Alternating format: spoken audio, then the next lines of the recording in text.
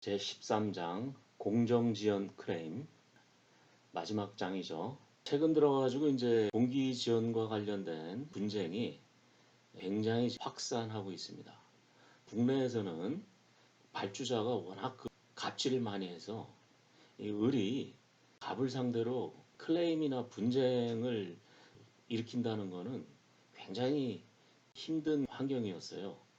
근데 점차적으로 우리나라도 선진국으로 진입하면서 갑과 을의 관계가 이제 대등한 관계로 변화하고 있습니다.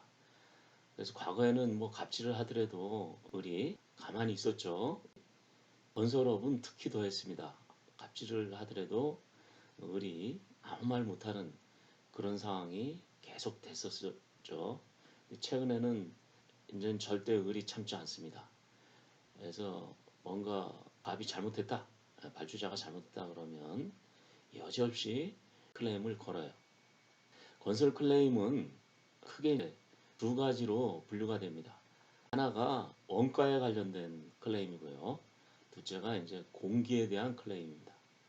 근데 원가도 어떻게 보면 공기랑 다 맞물려 있어요. 그러니까 공기가 지연됨으로써 발생한 원가에 대해서 보상해 달라. 또는 이제 공기 지연으로 인해서 발주자가 시공자한테 당신들이 잘못해서 공기가 지연됐으니까 당신들이 책임을 져라.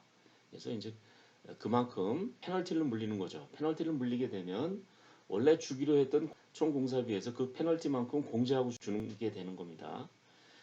그래서 그런 일들이 이제 비일비재하게 지금 벌어지고 있어요. 그래서 이제 이 공기 지연에 관련된 사항들이 원래는 이제 미국 유럽의 얘기인 줄 알았는데 최근에는 국내에서도 굉장히 주목받고 있는 분야다 이렇게 하시면 됩니다. 자, 그럼 공기 지연에 대해서 본격적으로 한번 설명을 하겠습니다. 영어로는 이제 time delay 이렇게 얘기를 해요. 건설 클레임에서 클레임이라는 거는 뭐냐면 영어로 이제 CLAIM인데 클레임이라는 말은 영어 그 자체로 따지면 뭐 청구한다, 요구한다 이런 얘기가 되는 건데 법적인 용어에서 클레임이라는 건 뭐냐면 갑과 을의 계약 관계에서 어느 일방이 잘못해가지고 상대방한테 손해를 끼쳤을 때 그 상대방이 손해를 끼친 일방한테 당신들이 계약을 위반했기 때문에 내가 손해를 봤다 하면서 손해배상을 청구하는 거를 클레임이다 이렇게 얘기합니다. 자, 건설 클레임에서 공기지연이라는 것은 예상하지 못했던 환경으로 인해 공사의 일부가 지연되거나 중단된 기간이다. 이렇게 우리가 정의를 하고 있습니다. 자, 이런 공사의 일부가 지연되거나 중단되는 거는 이런 공기지연은 사업에 참여하는 다양한 참여자들에 의해서 발생이 됩니다. 발주자에 의해서 발생될 수도 있고 설계자에 의해서 발생할 수도 있고 원도급자, 시공자, 원청업자에 의해서도 발생할 수도 있고 하도급자, 협력업체에 의해서 발생할 수도 있고 또 뭐 자재를 납품하는 사람, 또 뭐 공공기관, 뭐 투자자, 뭐 여러 사업 참여 주체들에 의해서 발생할 수가 있습니다. 예를 들어 보면 어떤 공기지연이 흔히 발생하느냐? 자, 첫 번째는 이제 상이한 현장 조건. 설계 도면을 받았는데 실제 현장에 가보니까 이게 맞지 않아요. 특히 이제 뭐 지하 구조물이라든가 지하의 뭐 안반 상태라든가 이런 것들이 설계상이랑 많이 틀리다 이거야. 또는 뭐 이런 현장의 뭐 구배라든가 아니면 뭐 주변 여건이라든가 이런 것들이 안 맞는 경우가 많아요. 대부분 어떤 일이 벌어지느냐 현장 조사를 제대로 하지 않고 설계를 한 경우 이런 일이 많이 벌어집니다. 인터넷에 있는 지적도나 이런 거 가지고 그대로 그 설계를 하는 경우 이런 일이 많이 벌어지죠. 둘째는 이제 공사를 하다 보면 설계 및 요구사항이 많이 변경됩니다. 특히 이제 발주자에 의해서 많이 이게 변경돼요. 최초의 설계, 계약 당시의 설계와 다르게 공사가 진행되면서 설계가 계속 변경되는 거죠. 이런 일은 비일비재합니다. 최초 설계가 끝까지 가는 경우는 100% 없어요. 100이면 100, 공사 중에 설계는 변경됩니다. 뭐 설계가 잘못돼서 그런 경우도 있지만 또 발주자가 최초의 생각보다는 뭐 이렇게 달라지는 경우도 많아지고. 자, 세 번째는 기후 여건.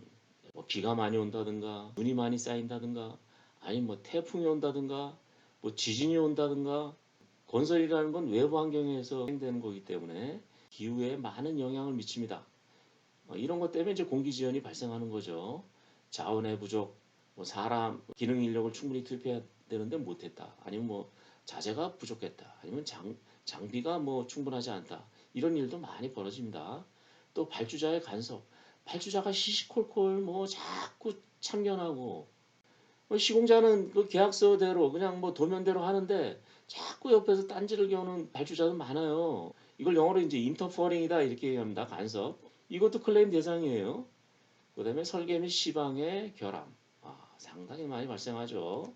자, 이렇게 이제 공기 지연이 발생했을 경우에 CPN 공정 계획은 공기 지연 클레임에서 이 공기 지연을 인지하고 정의하고 설명하는데 매우 중요한 역할을 담당하고 있다라는 겁니다. 그러니까 CPN 공정표가 굉장히 중요하다는 거죠. 어디서? 공기 지연에서. 자, 공기 지연의 유형을 봅시다. 공기 지연의 유형은 크게 5가지가 있어요. 용납 가능 지연이 있고, 용납 불가능 지연이 있고, 보상 가능 지연이 있고, 보상 불가능 지연이 있고, 그 다음에 동시 지연이 있고 그래요. 자, 요런 것들을 잘 알아야지 공기 지연 클레임, 공기 지연 분석 이런 것들을 정확히 시행할 수가 있습니다. 자, 공기 지연 유형 중에 첫 번째가 용납 가능 지연입니다. 영어로는 이제 excusable delay 이렇게 얘기합니다. 이건 뭐냐면 계약자의 통제 범위를 벗어났거나 계약자의 잘못 또는 태만이 아닌 예상하지 못한 원인으로 발생된 지연. 중요한 건 뭐냐면 계약자가 잘못하지 않았어요. 계약자가 잘못하지 않은 거예요. 이런 건 뭐냐? 용납을 해야 돼요. excusable 해야 된다 이거예요. 그 공기 지연된 만큼 발주자가 그냥 공기를 연장해 줘야 된다라는 얘기예요. 계약자가 통제할 수도 없고 계약자가 잘못하거나 태만하지도 않았는데 발생했다 이거예요. 어떤 것들이 있느냐? 설계 오류. 설계자가 잘못한 거죠. 발주자에 의한 설계 변경. 발주자가 잘못한 거예요. 예상치 못한 기후. 이건 뭐 발주자나 설계자나 뭐 시공자나 아무도 잘못하지 않았지만 문제가 발생하는 겁니다. 노동 분쟁. 이것도 뭐 시공자가 잘못한 거 아니에요. 자연재해. 뭐 지진이 온다든가 태풍이 온다든가 또 발주자의 승인 지연 이건 발주자의 잘못이죠. 계약자가 잘못하지 않았는데도 공기 지연이 발생했다. 그거는 당연히 발주자는 계약자에게 지연된 공기만큼 공기를 연장해 줘야 한다. 근데 이제 발주자도 잘못이 없다. 뭐 계약자도 잘못이 없지만 발주자도 잘못이 없다. 그럼 보상은 안 되는 거예요. 그냥 공기만 연장해 주는 거죠. 용납 가능 지연은 뭐냐? 공기를 연장해 준다는 개념, 보상이라는 개념이랑 달라요. 그냥 그건 계약자가 잘못이 안 했기 때문에 그 지연된 만큼 연장을 해준다라는 그 공기만. 두 번째는 용납 불가능한 지연입니다. Non-excusable delay 이렇게 얘기해요. 계약자의 통제 범위 내에서 계약자의 잘못 또는 태만으로 발생한 공기 지연입니다. 계약자가 잘못한 거예요, 이거는.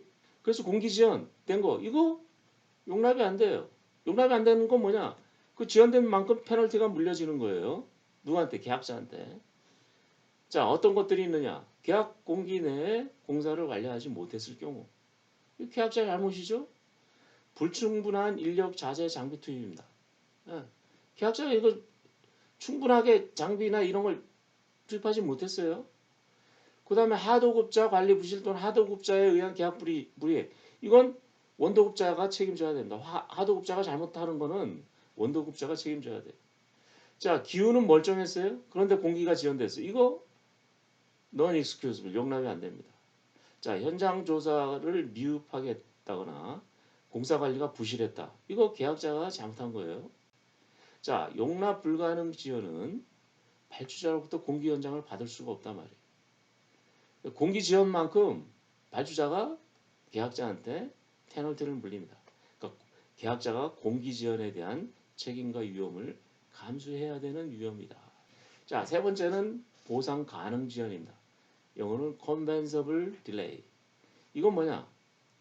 발주자의 통지 범위 내에서 발주자의 잘못이나 태만으로 발생한 지연이 발주자가 잘못했다 이거예요. 그럼 그만큼 공기 연장을 해줘야 되고 또 보상도 해줘야 된다. 어떤 거 있느냐? 발주자의 설계 변경, 승인 지연, 발주자가 이제 공급해야 될 자재를 지연시킨 거예요. 요즘 최근 뭐 철근, 콘크리트 이런 것들은 그 발주자가 직접 이게 공급해주는 계약이 대부분이에요. 근데 이런 걸 공급 못 해줬다? 그건 발주자 책임이에요. 자, 이 보상 가능 지원은 계약자에게 공기 연장과 함께 추가적인 금전적 보상을 해줘야 된다. 그러니까 공기 연장은 당연한 거고 또 그 기간만큼 계약자가 입은 손해에 대해서 금전적으로 보상을 해줘야 된다라는 거.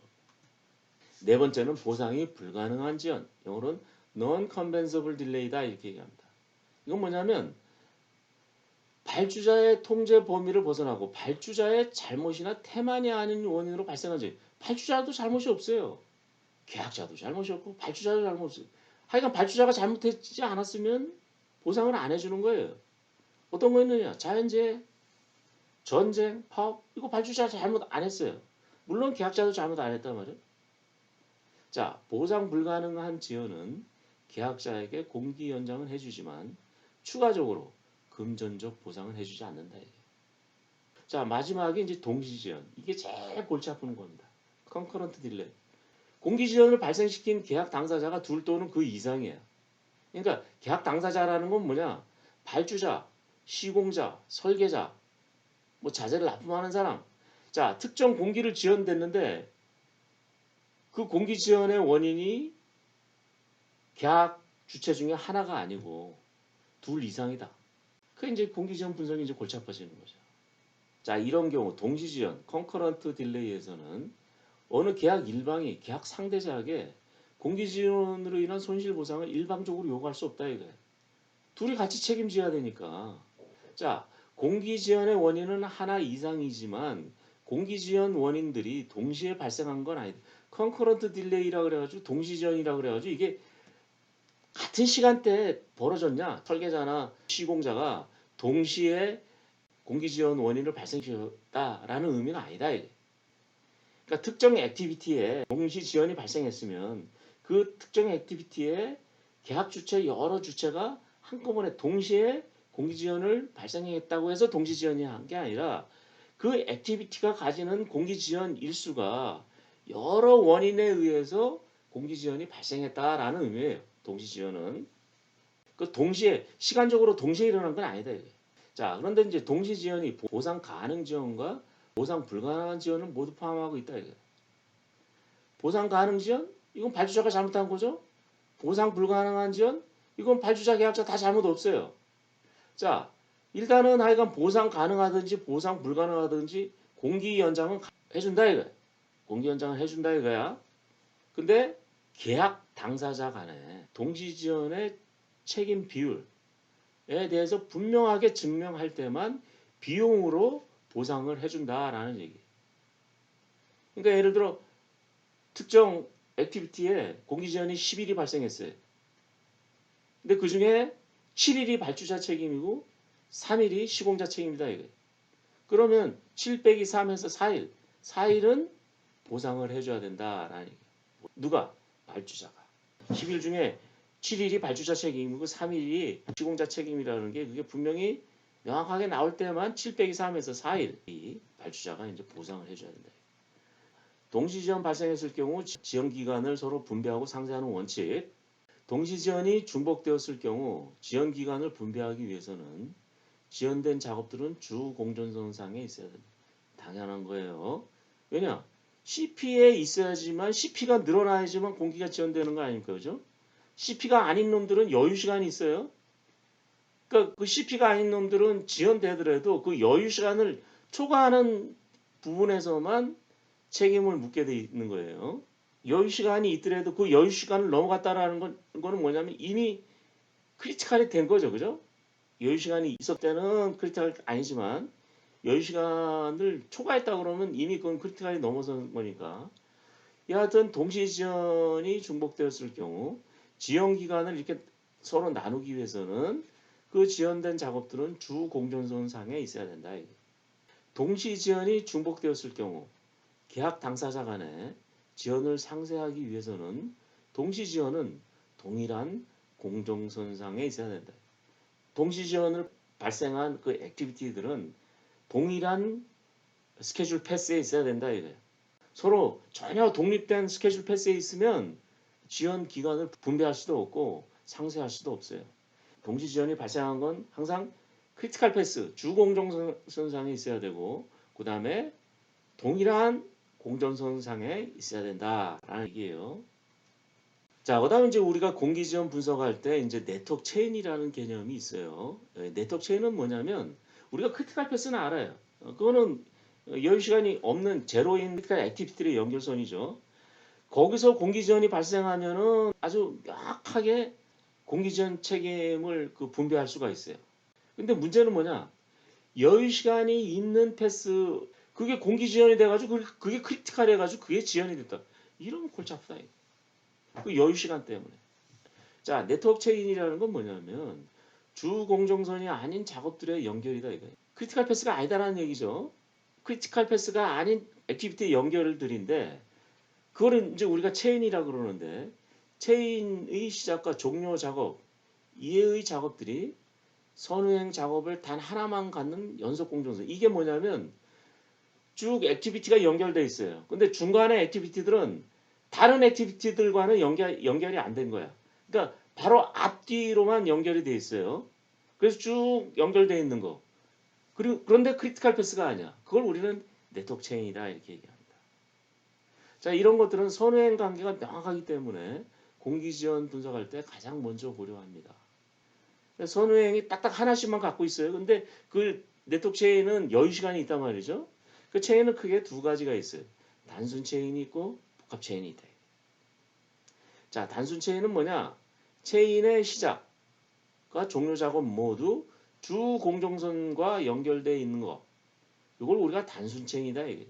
그러니까 체인인데 체인의 시작과 끝이 전부 다 크리티컬 패스와 연결되어 있어요. 그러나 그 체인은 여유 시간이 있다 이거예요. 자, 그 체인의 전체 여유는 뭐냐면 체인의 끝나는 종료 작업의 자유여유. 이게 체인의 전체 여유다라는 겁니다.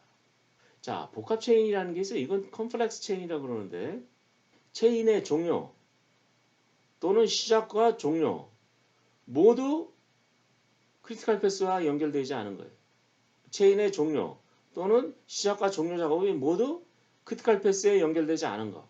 그러니까 체인이 끝나는 점이 크리티컬 패스에 연결되지 않아요. 그러니까 시작과 종료 모두 크리티컬 패스와 연결되지 않아요. 그러니까 크리티컬 패스와 전혀 상관없는 체인이다 이거예요. 그 체인을 우리는 복합 체인, 컴플렉스 체인이다 이렇게. 자, 그 체인의 전체 여유, 토탈 프로트는 뭐냐? 체인의 종료 작업의 전체 여유다라는 겁니다. 자, 그래서 이제 네트워크 체인에서 우리가 주목해야 될 게 이제 여유 시간의 소유권입니다. 요거는 이제 플롯 오너십, 약자로는 F5다 이렇게 얘기합니다. 자, 우리가 이제 그 체인에서 말이죠. 네트워크 체인에서 전체 여유가 있어요. 근데 이 체인은 쭉 연결되어 있는 거기 때문에 중간 것들은 선후행으로만 연결되어 있고 다른 것들이랑 연결되어 있지 않기 때문에 토탈 프로트가 같아요. 그러니까 중간 거는 다 그 자유여유가 제로고 토탈 프로트는 다 똑같아.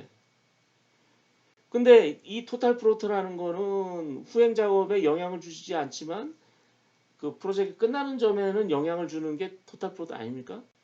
토탈 프로 예를 들어 10일을 갖고 있어요. 근데 모두 다 나 10일 갖고 있네. 나 10일 뒤로 밀려도 되는구나. 이렇게 생각하면 안 된다. 그거는 체인이 공유를 하고 있는 그 여유 시간이다 이게. 내가 10일을 다 쓰는 순간 내 뒷놈들은 크리티컬이 되는 거예요. 여유 시간이 없어지는 거예요. 그럼 뒷놈들은 황당한 거 아니에요. 나도 10일 갖고 있는 줄 알았는데 앞에 놈이 10일을 다 써버렸기 때문에 내가 크리티컬이 됐다. 이게.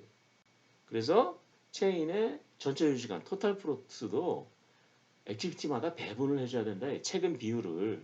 그래서 그만큼이 당신한테는 여유 시간이다라는 겁니다. 그래서 체인의 그 여유 시간의 소유권을 어떻게 계산하냐면 체인의 전체 공기에다가 해당 액티비티의 공기 곱하기 체인의 토탈 프로트예요.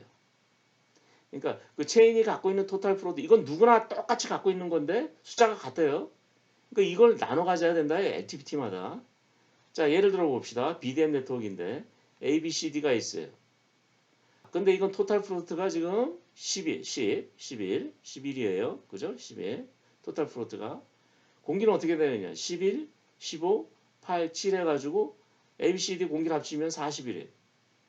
자, 40일 중에 각각의 프롯이 있어요. 그러면은 A는 토탈 프롯 10일 중에 며칠의 토탈 프롯이 소유권이 있느냐? 전체 지금 공기가 40이니까 40분의 A가 10, 40분의 10에서 토탈 프롯이 얼마예요? 10이잖아요. 쟤네 토탈 프롯 10 했단 말이죠. 그럼 어떻게 돼? 40분의 10이니까 4분의 1에 10이니까 얼마예요? 2.5일이 된다. A는 전체 10일 중에 2.5일이에요. B는 어떻게 돼? 40분의 15 곱하기 10일에 4.751의 여유로 얘는 2.5 얘는 4.75 얘는 어떻게 돼요? 40분의 8 곱하기 10입니다. 그러니까 어떻게 돼? 40분의 80이니까 이틀 얘는 이틀 얘는 어떻게 돼?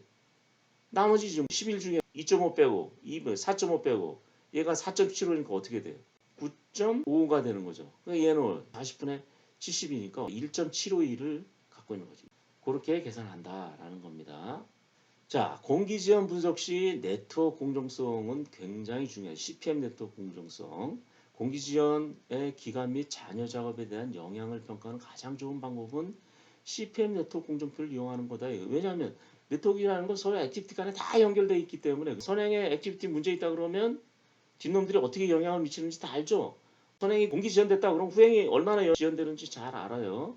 자, 네트워크 공정표는 공기 지연의 복합적인 원인들과 상호 관계를 보여주고 있어 발주자와 계약자 간 동시 지연 책임이 있을 경우 지연 비율을 산정하는 데 매우 유용하다라는 얘기예요. 자, 공기 지연 분석 시의 네트워크 공정표는 어떤 게 돼야 되느냐?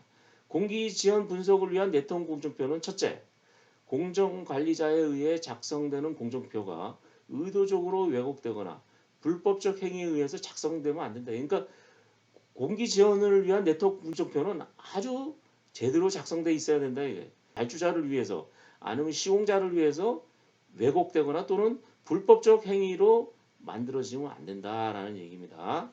자, 그 다음에 초기 자료가 정확하고 합리적이어야 된다. 초기에 네트워크 공정표를 만들 때 굉장히 초기 자료가 정확하고 합리적이어야 된다. 그 다음에 정확한 공정관리 기법과 방법이 적용되는 모든 작업들은 논리적으로 다 연결된 네트워크에 있는 액티비티들은 다 연결돼 있어야 된다 이거예요. 자, 공기지원을 증명하기 위해 네트워크 공정표는 완전해야 된다. 완전한다는 얘기는 뭐냐면 모든 액티비티가 다 연결돼서 시작하는 액티비티 하나, 끝나는 액티비티 하나가 돼 있어야 된다 이거야. 시작하는 액티비티가 너무 많거나 끝나는 액티비티가 너무 많거나 그걸 우리가 댕글링이다 그랬죠. 댕글링 액티비티가 너무 많으면 그거 불완전한 네트워크이다라고 얘기했잖아요. 그런 네트워크는 공기지원 분석을 할 수가 없습니다. 자, 공정표의 정보는 정확해야 되고 공정표상의 모든 오류는 수정되어 있어야 된다. 자, 공기지원 일수를 늘리거나 지연 효과를 증가하기 위해서 의도적으로 공정 조작, 스케줄 매니퓰레이션 하면 법정에서 거부될 뿐만 아니라 잘못하면 위증죄로 형사 기소될 수가 있습니다. 절대 공기 지연 일수를 늘리거나 지연 효과를 증감시키기 위해서 의도적으로 공정 조작, 스케줄 매니퓰레이션 하면 안 된다라는 얘기예요. 그래야지 정확한 공기 지연을 할 수가 있습니다. 자, 마지막에 이제 공기 지연 방법이에요. 공기 지연 방법 많습니다. 자, 우리나라도 이제 서서히 공기 지연 분석 방법이 사례에 적용되고 있어요. 이 책에서는 간단하게 이 세 가지로만 주된 포인트를 잡고 있어요. 근데 이 세 가지가 어떻게 보면 기존의 공기지원 분석법의 모든 걸 담고 있다. 출발점이다. 이렇게 보면 돼요. 자, 첫 번째는 as-built 메소드, 완료 공정법 또는 as-built schedule analysis 메소드 뭐 이렇게 얘기합니다. 자, 이거는 계획 공정과 최초로 만든 공정과 실제 완료된 공정, 실제 완료된 작업 일자로 대치된 완료 공정을 비교해서 지연 기간을 분석하는 것. 가장 심플하고 가장 정확해요. 승인된 최초 공정과 실제 공사가 진행된 공정을 비교를 해서 지연 기간을 분석하는 거예요. 가장 명확합니다. 근데 문제는 뭐냐면 계획 공정만 있고 완료 공정을 만들지 않는 경우가 대부분이기 때문에 이게 적용되는 경우가 많지 않습니다. 작업이 끝난 완료 공정이 있어야지 계획 공정과 비교를 하는데 이 완료 공정을 만들지 않아요. 우리나라는 만든 적이 없어. 제가 이제 집을 지으면서 완료 공정표를 한번 만들어 봤죠. 의외로 굉장히 효과가 있겠더라라는 걸 제가 확인했습니다. 가장 정확한 공기지원 분석 방법이다 이렇게 봅니다. 자, 두 번째는 변형된 완료 공정법, modified as built method예요. 이거는 뭐냐면 한 달에 한 번, 두 달에 한 번 공정표를 계속 수정해 가는 거예요. 계획 공정표에다가 액티비티마다 실제 시작일과 끝나는 날짜를 이렇게 계속 넣는 거죠. 그래서 어느 특정 시점에서 계획과 실적을 딱 일치시키는 거. 그걸 우리가 프로그레스 오버라이드라고 그랬죠. 일치시키면 잔여 공정이 흔들려요. 그래서 목표 준공에서 뭐 뒤로 밀리든지 아니면 뭐 땡겨지든지 하는 일이 벌어지죠. 그러면 그 잔여 공정을 계약 공기에 딱 맞추는 그런 일들을 매번 해왔다 이거예요. 그러니까 매달 한 번씩 했다. 근데 공기 지연이 발생이 어느 타이밍이 딱 됐어. 그러면 어떻게 하느냐? 예를 들어 뭐 2020년 5월 29일 날 공기 지연이 발생했어요. 그러면 예를 들어 4월 30일 날까지 액추얼을 다 넣었어. 그리고 그 이후로 수정 공정표를 만들었어. 그러면 딴 거 보지 않고 4월 30일 이후만 보는 거예요. 그 전까지는 문제가 없었으니까 4월 30일 이후로만 판단해서 공기 지연을 분석하는 거죠. 이게 변형된 완료 공정표, modified as built method라고 그럽니다. 이거는 매월 공정표를 정확하게 입력시켰을 경우에 딱 문제가 발생한 바로 전달부터 공기 지연을 분석해 가는 방법이에요. 상당히 이것도 많이 쓰는 방법이죠. 근데 이것도 정확하게 계획 공정표에다가 실적을 넣은 기록이 있어야 돼요. 자, 그 다음에 이제 마지막이 계획 공정표, 에스프레드 메소드 가장 부정확해요. 그러나 우리나라 현실에서 이걸 쓸 수밖에 없어요. 왜냐하면 계획 공정표만 만들어 놓고 실적을 집어넣지 않는 경우가 많아요. 물론 완료 공정표는 아예 만들지도 않고 발주자가 승인한 계획 공정표가 있어요. 그러면 그 공정표를 기준해서 야 어떤 일들이 벌어졌냐 그 일들에 해당하는 액티비티에 가서 그 공기만큼 늘려보는 거죠. 그래서 공기 지연을 분석하는 겁니다. 자, 근데 이건 이제 굉장히 부적합할 수 있는 게 뭐냐면 사실은 계획 공정표를 짜더라도 실제 들어가서는 안 맞거든요. 그러니까 이렇게 뭐 완료 공정표나 변형된 완료 공정표는 실제 상황을 반영을 해서 이제 액티비티도 추가하고 노직도 변화하고 이렇게 되는데 이거는 전혀 그런 거 없이 당초 계획된 공정표에다가 실제 변경된 거 추가된 작업만 표시해서 공기 지연을 분석하기 때문에 상당히 부정확합니다. 그럼에도 불구하고 우리나라는 그래도 공기 지연 분석한다 그러면 지금 현재의 상황에서 이거밖에 할 수가 없어요. 액추얼이 없기 때문에 완료 공정이 없기 때문에 계획 공정을 가져갈 수밖에 없다. 그래서 나도 공기 지연 분석을 뭐 몇 번을 해줬습니다만 위의 사례 1, 2번의 사례는 적용할 수가 없었고 계획 공정법밖에 적용할 수가 없습니다. 그래서 계획 공정표만 덜렁 만들어 놓는 게 아니라 그걸 업데이트하는 게 굉장히 중요하다. 스케줄 업데이트하는 게 공정갱신하는 거 지난 시간에 얘기했죠, 그죠? 그렇게 해야지 공기 지연이 발생했을 경우 정확하게 우리가 분석을 할 수 있다라는 것. 자, 이거 말고도 뭐 타임 임팩 어널리시스 이게 이제 두 번째랑 비슷한 거예요. modified as built 메소드. 그다음에 comparison 메소드. 이것도 as built가 있어야 되고 impacted as friend 이거는 as friend 요 방법이랑 비슷해요. 그 계획 공정표고랑. 그다음에 collapsed as built 뭐 contemporaneous period analysis 몇 가지가 있는데 대부분의 공기 지원 분석 방법은 요 세 가지를 기본으로 하고 있다라고 보시면 됩니다. 자, 이렇게 우리가 이제 공기 지원 분석을 제대로 하기 위해서는 공정표를 계속 정확하게 업데이트를 해야 된다라는 얘기입니다. 그렇게 하지 않으면 공기 지원 분석을 할 수가 없어요. 그래서 공기 지원 클레임을 사전에 대비하기 위한 가장 최선의 방법은 정확하게 공정 계획을 세우고 이를 정기적으로 갱신, 업데이트해서 실제 공사 진행 현황을 명확하게 기록해 두는 것. 이것만이 공기 지원 분석을 정확하게 할 수 있고 이 공기 지연 클레임에 대비하는 방법이다. 이렇게 알고 있으면 될 것입니다.